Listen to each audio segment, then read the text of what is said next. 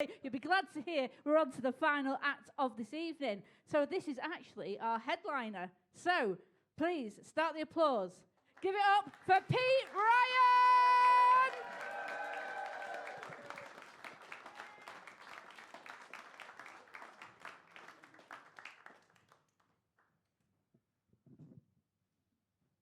Good evening, everybody. Is there anybody taking weight loss jabs in the audience? No? These new weight loss jabs everybody's trying to get hold of.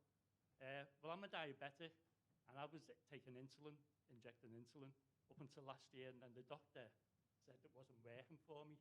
So we decided to put me on the Mounjaro, or as I like to call it, Kilimanjaro jab.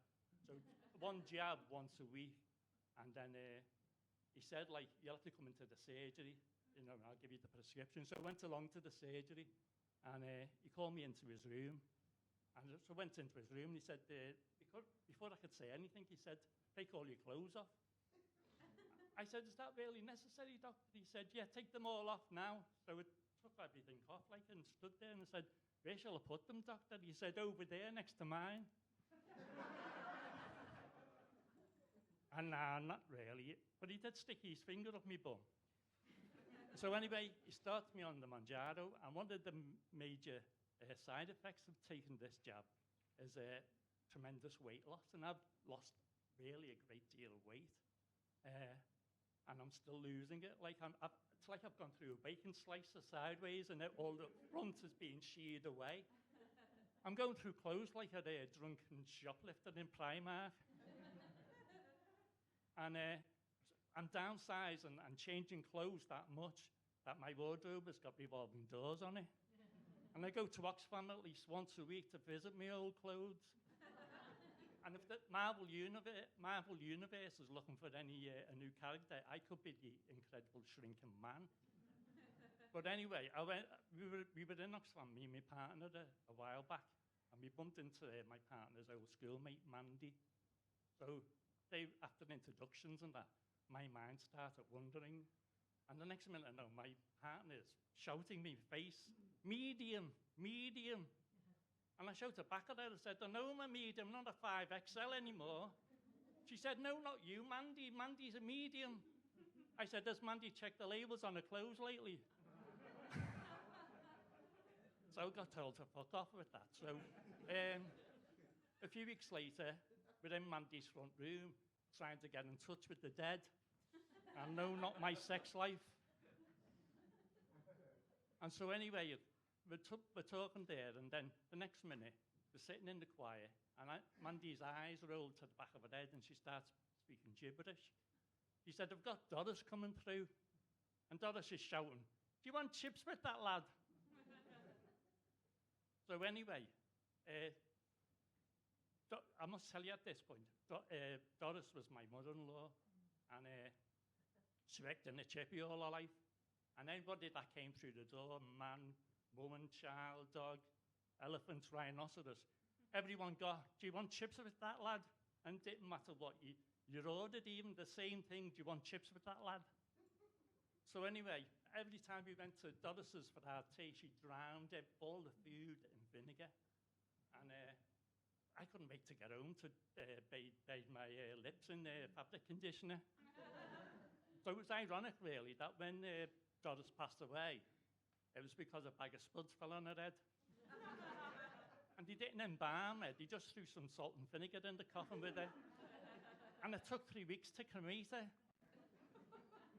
So anyway, the next minute, Mandy's giving more eye-rolling and gibberish, and she said, Charlie's here. And I went, where? And she said, no, Charlie's got a message for you, Pete. He said he shit in your sock drawer that time when you thought you did it when you were pissed. And I couldn't help it. I placed it back. Is that you, Charlie? You sure it's you? And she said, yeah, he's back, and woof, woof, woof.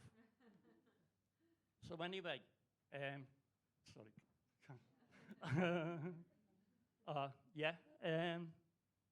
So the next minute, with these jabs, you get the food noise, and you call it the jabs are supposed to do something psychologically to stop you craving food and that. But sometimes the noise comes back as if you, like in static waves, as if you're trying to tune an old radio into Radio Luxembourg. Oh, gosh. Yeah, but this time it was kind of like the New Zealand rugby team doing the haka, and they were just chanting, just eat, just eat, just eat. And it really gets on my nerves. It's really loud getting down my ear. I can hear the packet of crispy, from 5 miles away. And I swear when I go past Greg's, all the sausage rolls are laughing at me. And at Christmas, I didn't have like pigs in blankets. I had one single pork scratch and wrapped in a limp lettuce leaf. But anyway, my partner's thinking of putting a harness on me in case I float away like a fucking balloon. So anyway, with this losing the weight and that, you lose muscle as well. And I didn't have that much to begin with. And all the muscles have just gone. They've disappeared just like as fast as a politician's promise. Yeah. And so I need toning. And on a bad day, I look like an anorexic version of Skeletor. And going to the gym, because I'm downsized and losing weight that much, I have to change my kit every 2 weeks as my ass and my stomach disappeared into the Monjaro Triangle. and then I'm rushing home to jump on the scales to see if I've lost the equivalent of a peanut.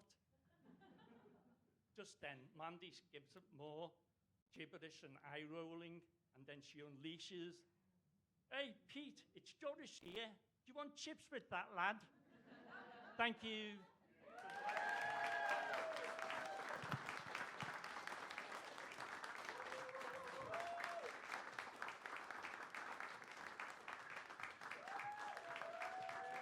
Pete Ryan!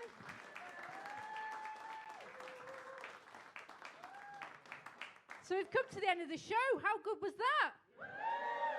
Let's give it up for all the acts in this half. So we had Rainbow Spark and Bongo, Richard Adamson, Paul Van Kroch, and Pete Ryan.